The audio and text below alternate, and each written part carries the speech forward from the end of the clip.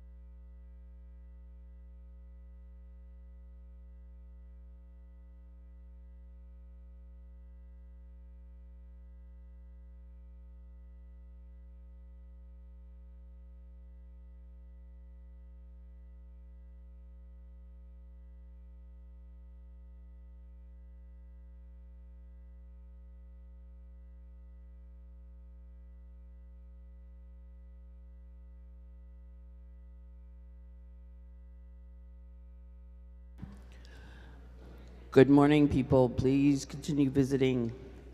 We will start at a soft 9 as opposed to a hard 9. Soft 9. There's beautiful snacks. But this is also, I remembered my other brain. Yesterday I forgot it. This is also where, people, maybe you had a conversation, get their info. And in the lower 48, does everybody here, like if I say snagging to you guys, it's not fish, right? Okay. It's a new form of dating that came after arranged marriages. So in a non-snagging way, you can get people's information. Otherwise, you have to go in the hallway if you're going to snag. No, I'm kidding. But when my, let's see, part of my life story is, let me call them the right names. Naksiksi, kitaneko astenikiwa ki kitaneko apoagasi. My grandparents, Kills Close was her name, and then White Antelope. They were in arranged marriage.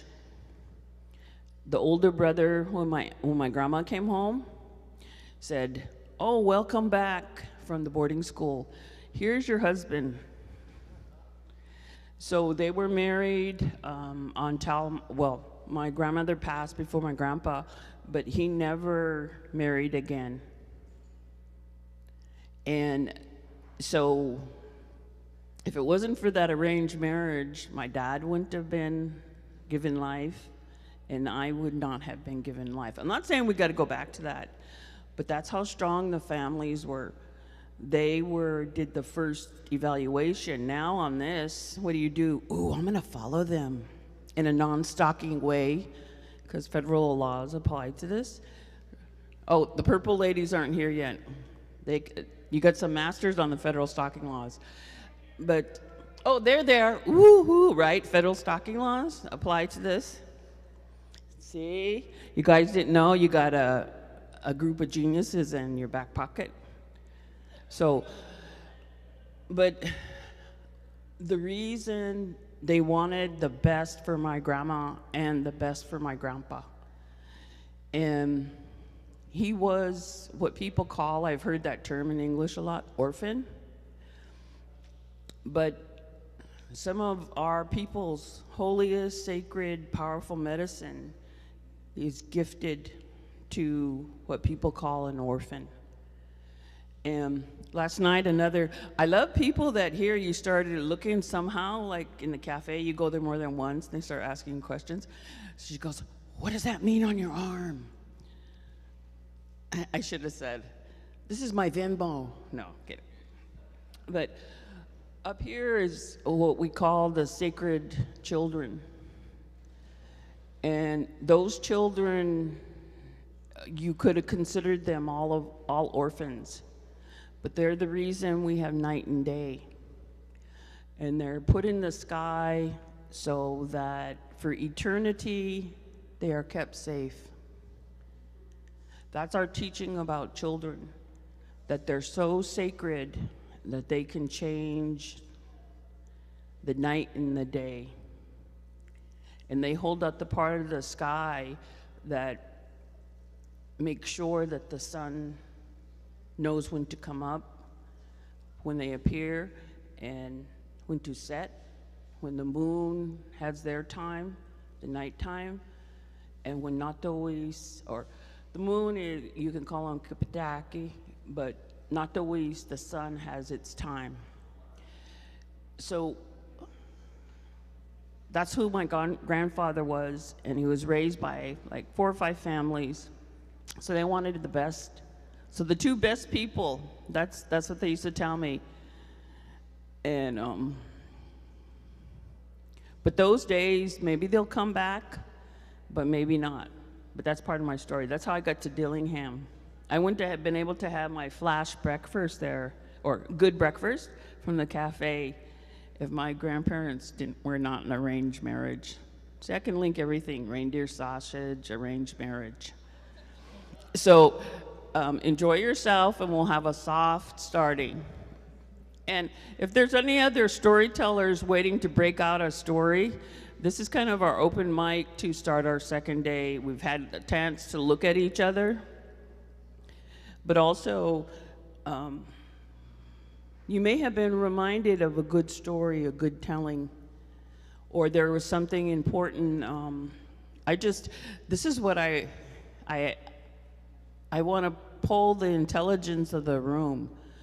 If anyone has good service and you can pull up that Good Samaritan law about you're not going to end up in cuffs if you help somebody with their Narcan kits for the state of Alaska,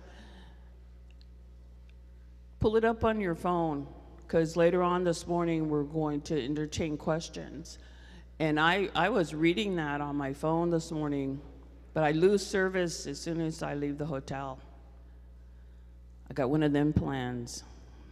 They're not sure Alaska is part of the U.S. still. Anyway, so if that's kind of I thought I'd poll the room if somebody has that ability. Okay, storytellers, this is your free call. Open mic.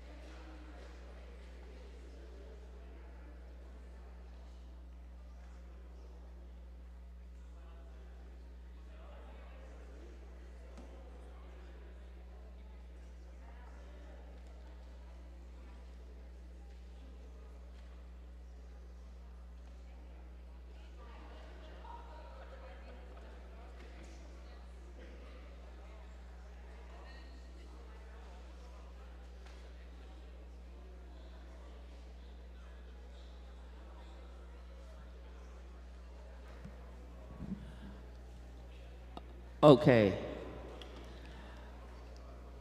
Mike, Duncan, if you are in this, within the sound of my voice, please make your way up to the front.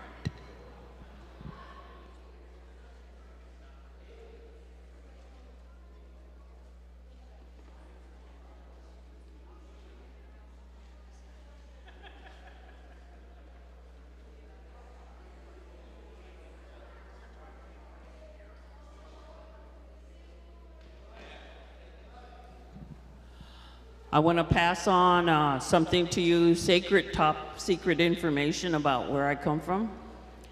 There is 2 ways to point at people. With your thumb, we don't use the index finger. So if you want, like I want Mike to come over here, I'd say that, like that. And then the other way that we developed, because sometimes you have to be quiet, is this way. With your lips, and you must use both lips. That's like a command, that's like an order. And then if you can add speech to it, you go, books about Mike Duncan, means come here right now at a fast clip. So if you come to my community and you need somebody or you need to point at like that orange, wait, the magic light on the coffee's not on. You point with your thumb, not your index finger. It's a very, there's a long story why we do that. Or with your lips.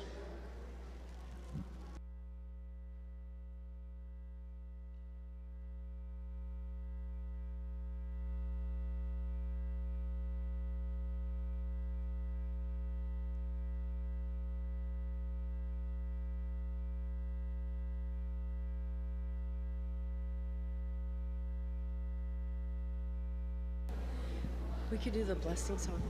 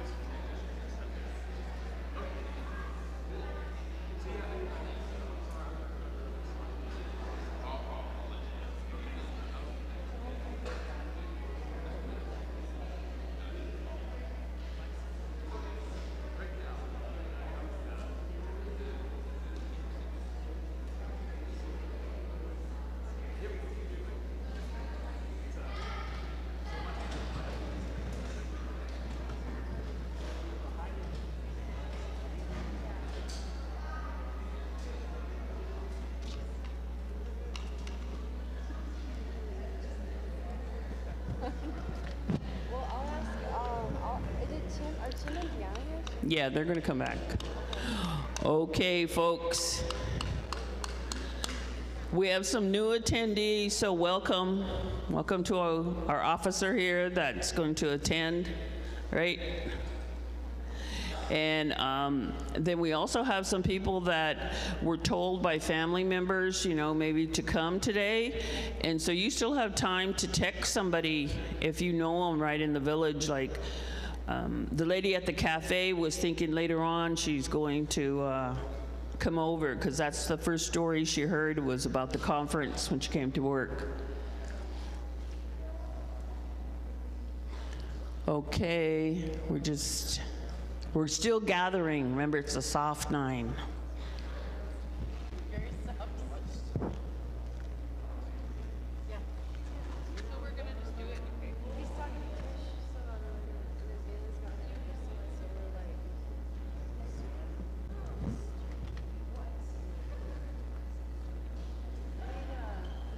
Every.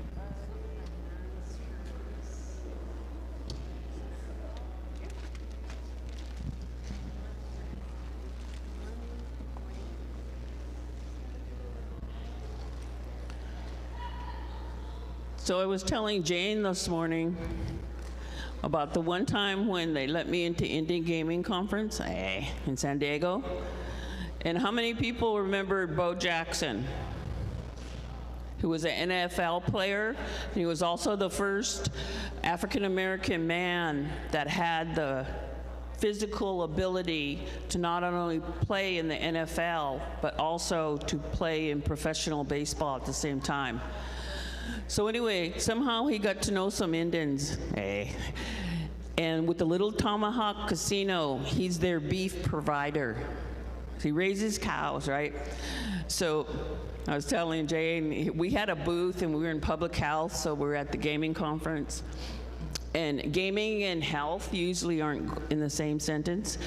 So anyway, so my friend Jerry Rainingbird, that's from Rocky Boy in Montana, we're sitting there, we're all trying to look all friendly, we're mesmerized because people, I told Jane, they even gave me a free piece of jewelry one year. People would come by with big old plates of food, you know, I got clothes, toothbrush, everything there at their trade show. And all of a sudden Jerry goes, I smell meat. And so the other lady was from northern Minnesota, so we all start going, there's meat. He goes, wait, I'll go find it. So Jerry leaves our booth. No pamphlet, no nothing. He just takes off and he's following the scent of meat. And he's a grass dancer, so he kind of like sneaks around and, you know, every once in a while he has to shake, you know, and he's like, I smell that meat. Bo Jackson. So then he does it, the line is long, so he runs back to the booth, and there's other people like this table sitting there, and he looks at me. There's a long line. Bo Jackson is serving meat sandwiches. I said, all right, I'll go get in line. So I get in line, and I tell Bo, I'm like, Bo Jackson's gonna serve me a beef sandwich. And then I found out he was the producer. So all my cousins a lot of them fiddle around with the cows they raise, right? So I go up to Bo Jackson and I say, he goes, how many you want? I didn't say nothing. He's like a mind reader. You know, you probably seen Jerry sneaking around, right? You know, shaking a little bit. And, or you know, grass dancers, they always go, right?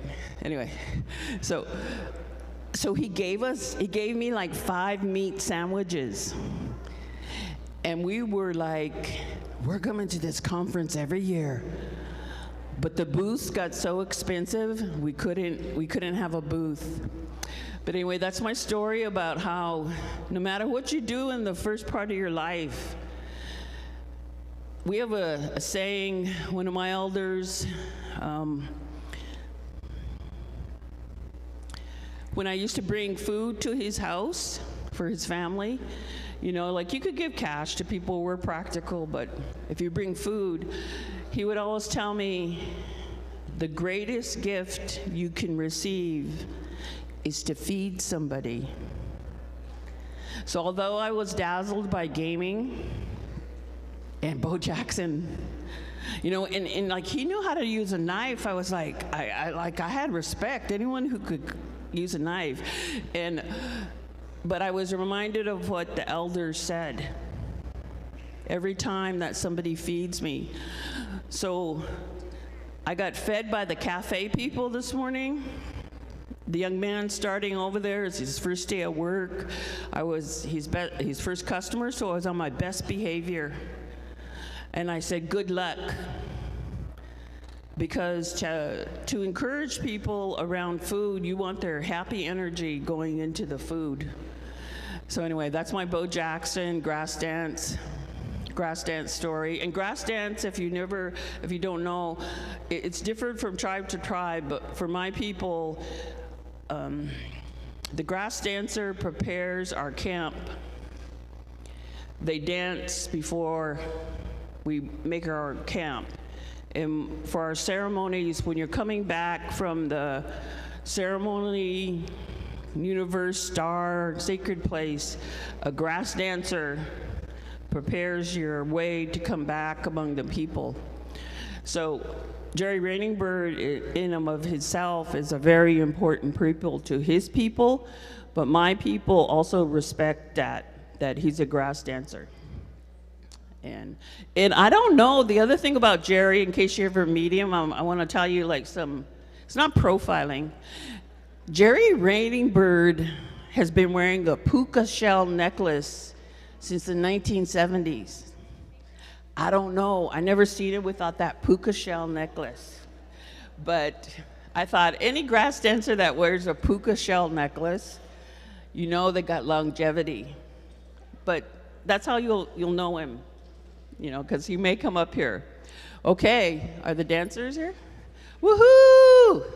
So starting off in a good way this morning. Come on, dancers. Oh, they're getting their regalia, their beautiful gifts.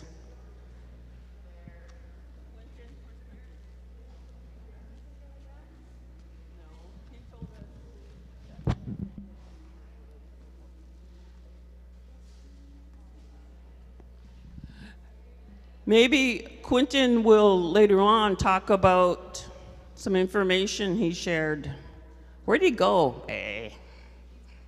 In the hallway. What you doing out there? No.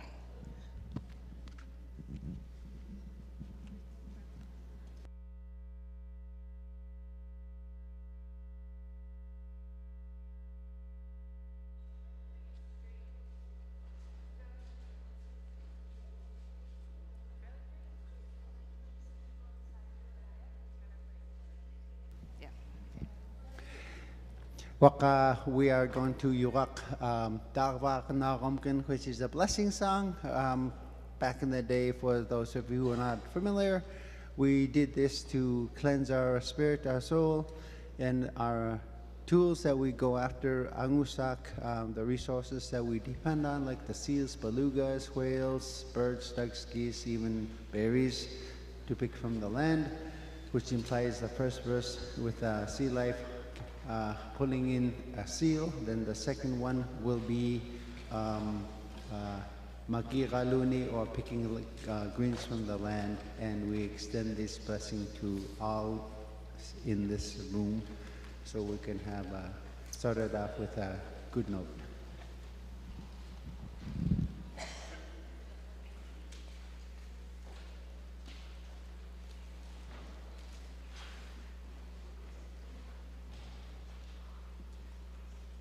And one other thing, this circular represents the circle like in a Qasataq. This is where we did our dancing back in the day, when we're done harvesting from the season, from the harvest season, from spring to fall time.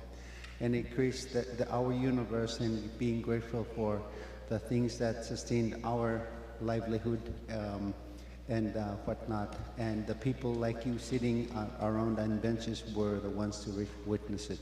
So if the spirit feels like you want to dance, which there will be, that your mistakes will be already forgiven, you are more than welcome to chime in and dance with us. The more the merrier.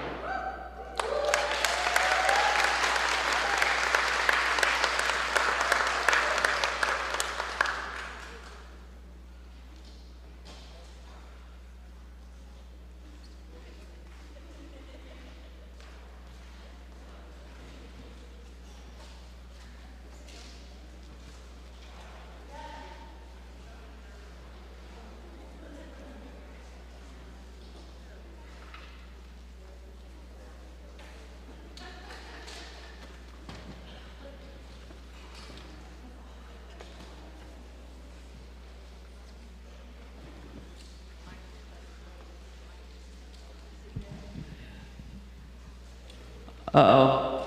Jokes. Okay. Does that stay there all day? Does dancers? Okay, be there? All right. So, another beautiful day. Let me look at everyone. This is one of those spaces where you can look at people, right? But you avoid this stare.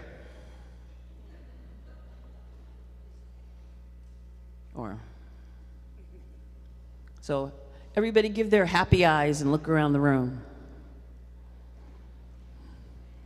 Come on now, I know some of you are black belt TikTokers. So if you raise your eyebrows, smile, and then not smile, that's usually your happy eye, not your scary eye. Okay, so we're really, both Duncan and I are, I'm not putting words in his mouth because he's already said this. This is like an amazing place, amazing people. So all of you own that, like this. You're amazing.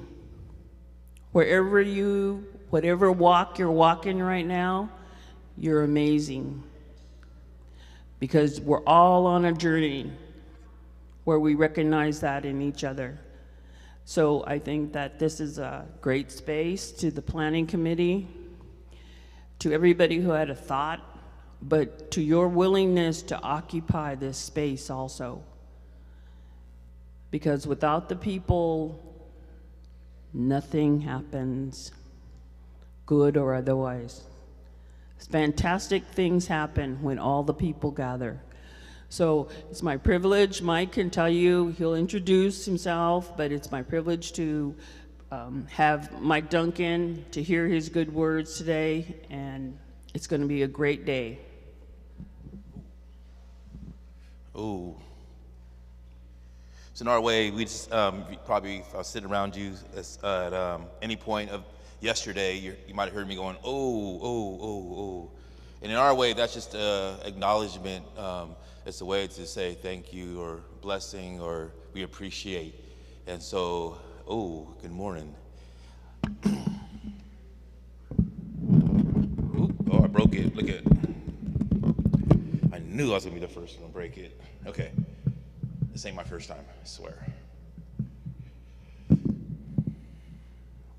So, good morning. I just wanted to first, again, repeat a little bit what Lori said. I am really appreciative of being here and being invited here. Yesterday, I was supposed to go on yesterday afternoon, and I was drained. But through the years, you learn just to push through and do the work, and because I'm so programmed to run off, like just based on like ceremony and just life itself. You run on fumes, and you just continue to push the message. And that's what today is about, the message. But this morning, I woke up, and about 3 weeks ago, we just left Maui, and we were there actually for vacation. And we've been blessed that I have friends here on the mainland in California that has family there, and so we got to stay in the community of Maui with locals and make friends there. And so this morning, when I seen the fires and the hurricane approaching Maui, it just made my heart break. Lahaina, it was more the tourist side of the island, is and probably Hana in that area on that side of the island is completely gone. And so my prayers with Maui this morning, and I just want to say, offer those prayers for the families there. I did text the people I know there. They did respond and said they're safe right now, and that's all I need to hear to make to feel better about this morning, and maybe think about how grateful I am, and how grateful we should be every single day, about the things that we have, even though sometimes it get hard.